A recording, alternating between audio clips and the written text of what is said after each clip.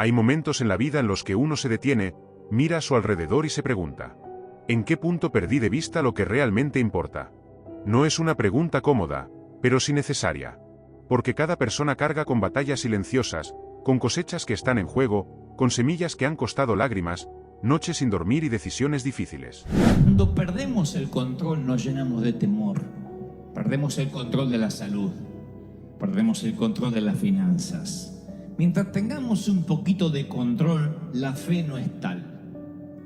La gente dice: no, yo sé que Dios me va a sanar. Aparte me dijo el médico que con este medicamento, con esta quimio me voy a sanar. Yo sé que Dios está conmigo porque aparte me lo dijo el contador, que no todo está perdido, que puede arreglar todavía los papeles. Mientras que haya una esperanza de que todavía tengo el control, no tenemos temor. Pero llega un momento en que llega la carta del banco y te dice que estás fuera, que eres historia, 5 días para desalojar. O el diagnóstico: no podemos hacer nada. Vaya a casa y pase los últimos días con su familia. O el día que nos enteramos de que el amor se fumó. O el día que nos enteramos que finalmente lo que temíamos ocurrió y no hay esperanza. Y cuando se acaba nuestra esperanza de control, es allí cuando decimos como las hermanas de Lázaro: ¡ja! Yo lo único que quería es que lo hicieras, que sanaras a mi hermano, pero no estuviste aquí. ¿No ves que mi hermano se murió? ¿No ves que perecemos? Y la fe de resurrección es la que abandonamos. Pensamos que el Señor, hasta Dios tiene un límite. Hasta Dios puede hacer milagros, pero bueno, no tan al límite. Y yo recuerdo de mi mamá todas las frases que ella tenía, una detrás de la otra, muchos clichés, muchas frases. Y Jesús le declaró la guerra al temor, al punto tal que él mencionó 125 oraciones en modo imperativo, de las cuales 80 tienen que ver con no temas, no tengas temor, no te inquietes. Y en toda la Biblia, desde Génesis hasta Apocalipsis, la palabra no temas figura, adivinen, 365 veces. Podría figurar 364 veces y estaría bien, o ¿qué tal 366? Pero solamente aparece no temas y es la única frase que se repite 365 veces. Eso tiene que tener una explicación. Y la primera que se me ocurre es la que se te está ocurriendo a ti también. Hay un no temas para cada día del año, desde el 1 de enero hasta el 31 de diciembre. No temas, no temas, no temas. Alguien necesita oírlo. No tengas miedo. No teman. Ustedes valen más que muchos pajaritos, le dice el Señor a un grupo de gente. No teman por lo que habréis de vestir o de comer. Mencionan otro mensaje. Y como si no tuviera otro tema, más adelante dice: no temas, cree solamente. Tened ánimo, soy yo, no temáis. Menciona caminando mientras que se parece un fantasma sobre el agua. No temáis a los que matan el cuerpo. Preocupaos si pudieran quitarte el alma, pero no temas por el cuerpo. Le dice a su grupo íntimo: no temas, manada pequeña, a un anillo más grande, ya es un círculo un poquito más grande, porque vuestro Padre os ha placido daros el reino. ¿Por qué el miedo te encierra en una prisión? El miedo no solo es una emoción, sino una cárcel invisible. Porque cuando tememos, dejamos de movernos, dejamos de arriesgar, dejamos de vivir verdaderamente. Nos quedamos atrapados en nuestros pensamientos, imaginando lo peor, repitiendo escenarios catastróficos que muchas veces nunca llegan. Siempre llegamos a lo último de algo, la última onza de paciencia. Tenemos temor a que nos demanden, temor a terminar últimos, temor a perder los ahorros.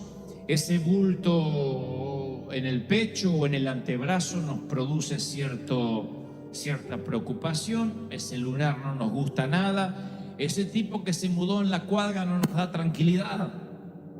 Y entonces empezamos a tener miedo, empezamos a tener temor.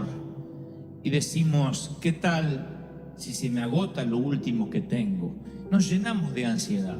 El miedo te encierra en una prisión y no puedes salir nunca más. Eso es lo que logra el miedo. El miedo nunca logra otra cosa que meterte dentro de una prisión y no te permite salir, ni ser feliz, ni ser libre. Ahora imagínate un día, un solo día, solo un día sin temor, un día sin miedo, sin temor al fracaso, sin temor al rechazo, sin temor a la tragedia. Imagínate un día sin pensar que algo le pasará a tus hijos, que te faltará dinero, que no vas a comer mañana, que podrás pagar el mortgage. Un día sin temor alguno. Tú dices, wow, nunca lo había pensado así, creo que sería muy feliz. Y por eso el Señor preguntó, ¿por qué teméis? ¿Por qué tienes miedo? ¿Por qué tienen miedo? Lanza la pregunta a los muchachos que estaban mojados y empapados en medio de una tormenta. Preguntarle por qué tienen miedo en medio de una tormenta atroz es como que un nadador le pregunte a otro, ¿por qué estás mojado? Porque es lógico que tenga miedo. Se supone que estamos en una tormenta y se supone que tengamos miedo. Los hombres escuchan la pregunta y están muy serios. El crucero acaba de convertirse en una pesadilla aterradora. Y así es como uno de ellos recuerda el viaje. Dice, luego el maestro Jesús subió a la barca y lo siguieron los discípulos. De repente se levantó en el lago una tormenta tan fuerte que las olas inundaban la barca. Mateo 8:23. Escuchen este detalle, no se lo pierdan, por favor. De repente, una gran tormenta se desató en el mar. No todas las tormentas vienen de repente. En la pradera los agricultores ven los cambios de nubes y dicen, me parece que va a llover. Los que saben de tormentas dicen, mi mamá decía, me está doliendo la cadera, va a llover. Nunca supe cómo se conectaba la cadera con el clima, pero no fallaba la vieja. Era un barómetro. Ella decía, me duele la cadera, va a llover.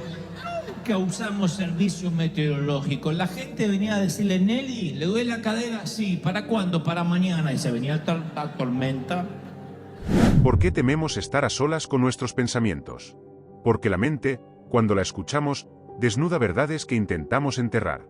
En la soledad ya no hay distractores, no hay excusas, no hay ruido. Solo estás tú, contigo. Y ese encuentro, aunque incómodo, es el más transformador. No teman, no tengan miedo. Va a ser un milagro. Jesús se le acerca, lo toca y le dije, levantaos. Y los leprosos que nadie los tocaba, dice, ¡hey! No teman. Cuando el Señor ascendió a los cielos, si pudieras haber hablado con cualquiera de los discípulos, le preguntarías, ¿qué frase repetía una y otra vez?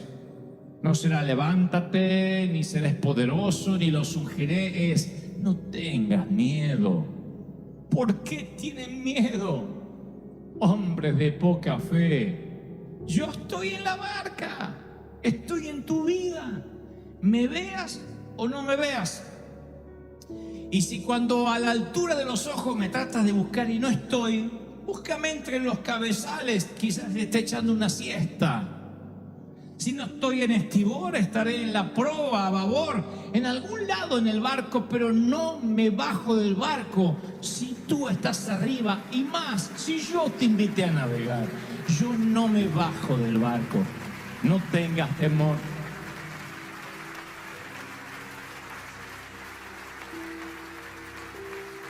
Ah, cuando era chiquitito,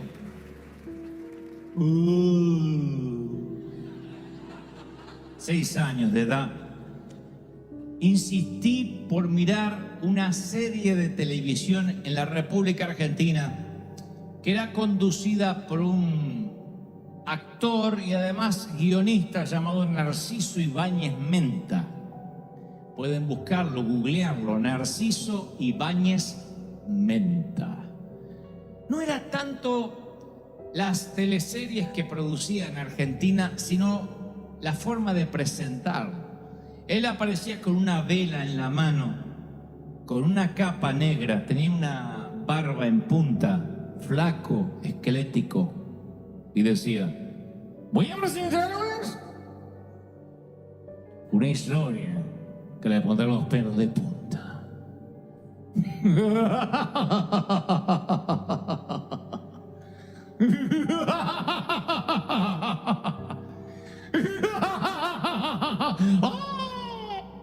Yo me hacía encima, nunca fui estreñido de vientre por esa serie, por esa. Me orinaba en los pantalones. Lo que vamos a ver ahora es el regreso. Así hablaba. El regreso del monstruo. Hubo una remake de ese regreso del monstruo llamado El Pulpo Negro, que se trataba de un asesino serial que mataba gente, le dejaba como marca personal un pulpo negro encima del cadáver. Así que un día le dije: papá, ¿puedo ver el pulpo negro? Ni loco. Por favor, déjame ver el pulpo negro. Bueno, mírenlo y ya está. Papá era muy fácil para convencer. Después de decir 2 o 3 veces, pregúntele a su madre. Mamá estaba durmiendo, me dejó ver el pulpo negro. Desde ese día se me abrió un portal a un mundo desconocido. ¡Ay, qué pánico, qué miedo! ¿Cómo se sana lo que nadie ve? Las heridas invisibles son las más profundas. No sangran, pero duelen. No se ven, pero pesan. Porque sanar lo invisible requiere valentía. Volver al lugar donde te rompiste y mirarlo desde la luz, no desde la culpa. Soy el menor de 4. 2 han fallecido. Queda el hermano mayor, Sergio. Tiene 62 años, si no me equivoco. 62 o 63. Y yo que tengo 30. Pero uno de ellos, amé siempre a mis hermanos, pero uno de ellos te habría encantado, porque siempre tenía un chiste a flor de labios, y era de esos parientes que Dios nos regala, esos familiares que Dios nos lo da para que las fiestas no empiecen hasta que ellos no llegan. Son esos que son el alma de la fiesta. Él podía hacerse amigos de cualquiera, tenía un carisma que supongo que había heredado de mamá, de la vieja que siempre fue artista, y él creo que tenía ese alma de artista y tenía una simpatía, arrollador, fue predicador, ¿saben? Y uno de los buenos, un gran pastor, fue un predicador, un pastor, un hombre de Dios. Y un día su iglesia atravesó una crisis. Él no era el pastor principal, era uno de los pastores asistentes técnicamente, y el hombre falló, su pastor falló. Por alguna razón él no lo pudo superar, por alguna razón se apartó del Señor y se fue de la iglesia. Primero dejó la Biblia, después dejó la iglesia, después dejó la comunión con el Señor y se fue para nunca jamás regresar. Al poco tiempo nos enteramos que volvió a tomar, que volvió a beber, y el alcohol hizo estragos. Empezó a adelgazar, empezó a estar triste, cada vez más gris. Las últimas veces que lo vi era la sombra de aquel Daniel a quien tanto yo quería parecerme cuando iba a ser grande. Y en el año 2013, 2 años atrás, promediando mayo, mi hermano mayor me llama y me da la noticia de que había tenido un infarto irreversible, obviamente un infarto masivo, y había fallecido en la ambulancia mientras que los paramédicos intentaban darle oxígeno, respiración. Daniel Marcelo Gebel, le dediqué el más reciente de los libros. Y yo he tratado de imaginarme los minutos finales de mi hermano viajando a alta velocidad por una ruta oscura en Buenos Aires, en una ambulancia, en una madrugada, con médicos dándole oxígeno. Y me preguntaré por siempre, o no sé si por siempre, sino hasta que esté allí en la eternidad, me preguntaré si tuvo esos minutos que él alegaba que iba a tener. Porque toda la familia, el resto que seguimos siendo cristianos, le decíamos: Daniel, ¿qué tal si tienes un accidente? ¿Qué tal si pierdes la vida? Tú has predicado, no te tengo que contar el mensaje de salvación. Y él decía: no, yo sé la verdad y sé que estoy haciendo las cosas mal. Sé que estoy fuera de Dios. Sé que mi vida no está correcta, pero estoy seguro que Dios me va a dar unos últimos minutos para arrepentirme. Y yo le decía: ¿y qué si no te da esos minutos? Dios me lo va a dar, tranquilo, Dante. ¿Qué si no te lo da? No, Dios me lo va a dar. Así que se imaginan que lo primero que pensé es si tuvo esos minutos antes de morir. Me lo imaginé a Daniel con la última imagen que se llevaría de su paso fugaz por esta tierra, que era el techo de una ambulancia y unos cuantos desconocidos sobre él intentándole dar oxígeno. ¿Por qué vivimos con tanta prisa? Porque confundimos la velocidad con propósito. Creemos que entre más hacemos, más valemos. Pero las prisas nos roban presencia, nos desconectan del alma y nos convierten en esclavos del reloj. Los discípulos le dijeron: Señor, ¿no ves que morimos?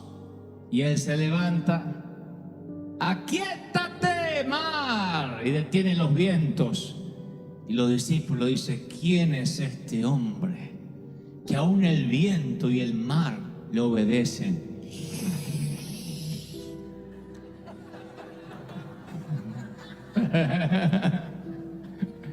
¿Entendieron?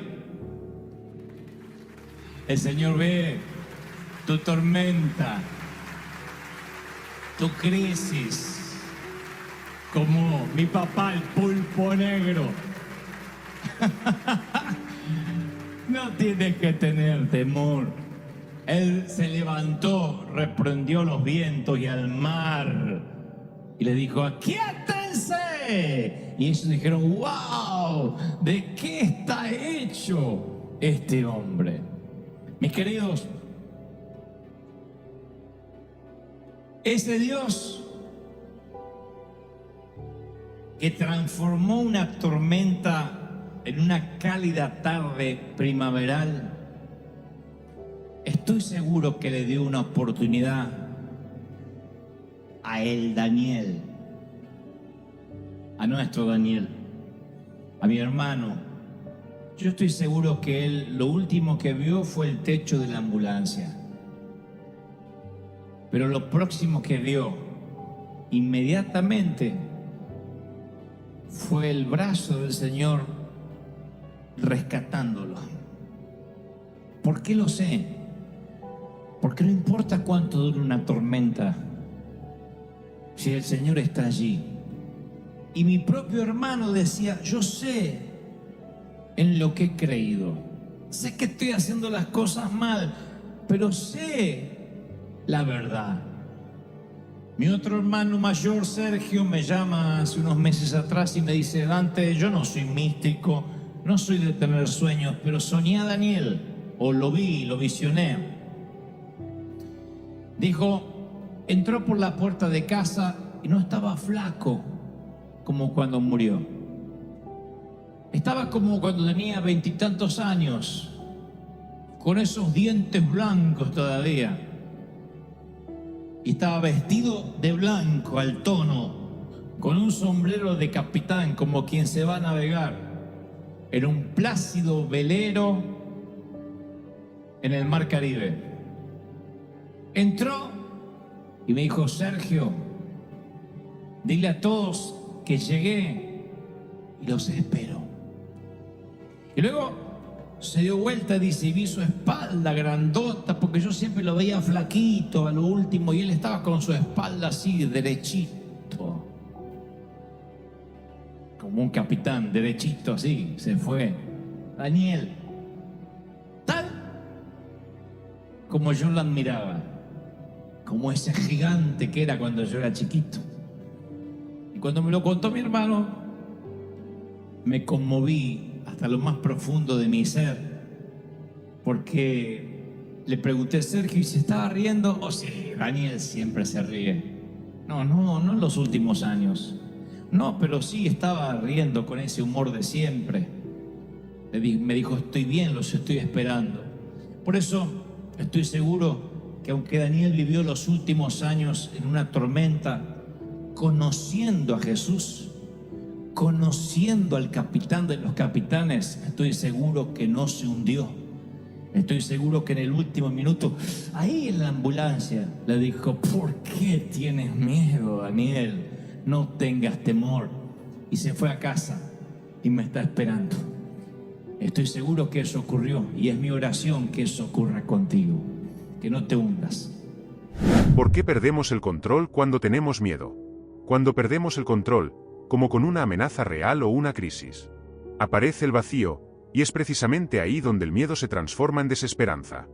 Reconocer esa dinámica es clave para no quedar esclavos del control y el pánico. Jesús estaba en la popa, durmiendo sobre un cabezal. El cabezal no es un almohadón mullido, no es un cojincito, es una bolsa de cuero llena de harina que se usa para estabilizar la barca, que lo suelen utilizar todavía los pescadores del Mediterráneo. Así que estaba con la cabeza durmiendo allí, y esa siesta preocupa a sus discípulos. Y le dicen, esto es lo que le dicen: Maestro, ¿no ves que perecemos? En otra versión dice: ¿no tienes cuidado de que nos morimos? Versión Dante habla hoy: ¿te importa un cuerno que nos vamos a ahogar? ¿No te importa? A mí me suena como esa reprimenda de algunas mujeres que dicen: ¿ves? Nunca cambias. Como si ellos tuviesen un background para decir eso. ¿Ves? El mismo sucio. ¿Ves? El mismo muerto de hambre. Es como que no te importa, como diciendo: ya es la tercera, cuarta vez que te enganchamos que no te importa. No tienes cuidado. Eso es lo que hace el temor. El temor lo que hace es sacar nuestros colmillos, porque el temor corroe nuestra confianza en la bondad de Dios, lo erosiona, nos va drenando nuestra confianza en la bondad de Dios. Nos llenamos de miedo y perdemos el control. Y perder el control es lo que más miedo nos da, cuando no tenemos el control de las cosas. Mamá, además de ser madre, esposa, hija y abuela, era controladora de la vida de todo el mundo. Ella podía controlar todo. Todo lo que había en su universo, que era el techo de la casa donde yo vivía, estaba bajo su control. Lo que se iba a comer, el calzón no se cambiaba si mamá no lo disponía. Ahí no se bañaba cuando alguien quería bañarse si mamá no daba la orden. Y papá entendió eso desde que se casó con mamá. Por eso papá acuñó la frase: no sé, pregúntale a tu madre. Esa era la frase. Papá se declaró incompetente en la causa desde que se casó con la vieja. Dijo: la vieja decide, yo apruebo o desapruebo. Igual no importaba lo que dijera el viejo, porque la vieja era la última palabra. Había hablado Fidel Castro en Cuba. Cuando mamá hablaba, Esa era mamá. Una persona así puede manejar un automóvil, un submarino nuclear y pilotear un avión, un cazabombardero, pero nunca tenerla de copiloto porque te enferma, aunque seas un monje tibetano. Te enferma. Mamá mantenía una charla conmigo, con mi hermano, y le decía: cuidado viejo, dobla viejo, poné la luz de giro, el clic, la baliza, por favor, cuidado, esto, frena, está frenando el de allá, date vuelta, dobla, para acá no. Y papá nunca necesitó un GPS, mamá le decía: dobla derecha, a la izquierda, 3 cuadras, me duele la cadera, va a llover, todo. Mamá era una controladora, una enferma del control. Entonces papá ya se había acostumbrado, que ella manejaba y hacía todo. A veces la vida nos obliga a detenernos, no porque quiera frenarnos, sino porque quiere despertarnos. Entre tantas voces, obligaciones y rutinas, olvidamos la conversación más importante, la que tenemos con nuestra propia alma. Y cuando por fin nos sentamos a esa mesa que parece pequeña, silenciosa y solitaria, descubrimos que no estamos huyendo del mundo, estamos regresando a nosotros. Sin embargo, dice el apóstol, no, que esta tormenta saltó como un león desde el césped, de golpe, agazapada. Y Pedro y Juan luchan, son pescadores. Y el oficio les hace hacer que traten de mantener la vela lo más abajo posible. Mateo es recaudador de impuestos. Mateo trabaja en el área IRS. Sabe tanto de velas, barcos y tormentas como yo de japonés, mandarín e inglés. Así que Mateo, el único esfuerzo que hace por no vomitar, o vomitar lo menos posible. La Biblia no dice que haya vomitado. Y él hubiese preferido relatar la historia de la siguiente forma, decir: y Jesús subió a la barca y entonces un arco iris apareció y vieron una bandada de palomas en formación de cruz. Esa hubiese sido una historia poética del Señor. Sin embargo, dice, el Señor se sube a la barca y se levanta una tormenta tan fuerte que las olas inundaban la barca con el Señor arriba. Esto me enseña una lección, señores. Subirse a la barca con Cristo puede implicar que tengas que mojarte con Él. Y no aprender o no entender este principio o este concepto básico nos causará muchos dolores de cabeza. Yo provengo de una iglesia donde se nos enseñó que si tu vida empezaba a tener tormentas es porque te habías alejado del Señor. A saber, por ejemplo, entrabas a la iglesia, mi mamá entraba con el dolor de cadera, que lo único que hacía es hacer un bien en la comunidad porque estaba haciendo el servicio meteorológico para el barrio, y ella decía: me duele la cadera. El pastor decía: no está bien con el Señor, algo debe estar haciendo mal, si no, no tendría por qué estar enferma. Y los seguidores de Jesús se enferman de malaria, entierran a sus hijos, luchan con adicciones, se enfrentan temores. No es la falta de tormenta lo que los distingue, sino que Jesús está en medio de esas tormentas. No es que no van a tener tormenta, porque cuando nos enteramos que un misionero fue ajusticiado, o que perdió uno de sus hijos, o que un cristiano tuvo un accidente, decimos: ay, ¿cómo Dios? Pero eso es lo que no entiendo de Dios, si servía al Señor. La Biblia no dice que estaremos exentos de tormentas, pero sí promete que nada nos puede pasar si Él está en la tormenta. Ustedes dicen: pero ¿cómo no me puede pasar nada malo si les pasa cosas malas? Pero el Señor vuelve a decir, quiero que entiendas lo siguiente: a lo mejor la tormenta es espantosa, a lo mejor la nube se pone tan negra que dices voy a morir, pero nada va a salirse de mis manos ni de mis planes, porque yo estoy al control.